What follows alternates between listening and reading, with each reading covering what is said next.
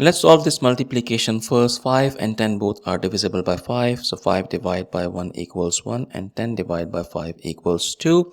That leaves us with 2 here, and 10 divided by 2 equals 5. But this answer is not right, because according to the order of operations, we must solve parentheses, then exponents, then multiplication and division, and finally addition and subtraction. Remember, if in any expression you have both multiplication and division present, you must work from left to right, and same applies to addition and subtraction. Now let's rewind and solve this problem the right way.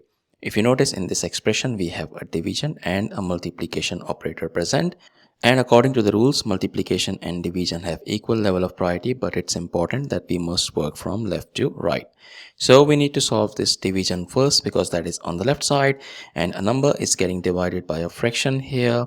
What we can do is we can use KCF rule here: keep, change and flip. Keep means we keep 10 as it is, change means we change the division operator to multiplication, and flip means we flip the fraction 1 over 5 as 5 over 1, and then we have times 10 present from the original expression. Now we have two multiplication operators present here, and what we can do is we can just go work from left to right. So 10 times 5, that gives us 50, and 50 times 10 equals 500, which is the final and correct answer to this problem. Thank you for watching. Please like the video, comment your answers and subscribe to our channel.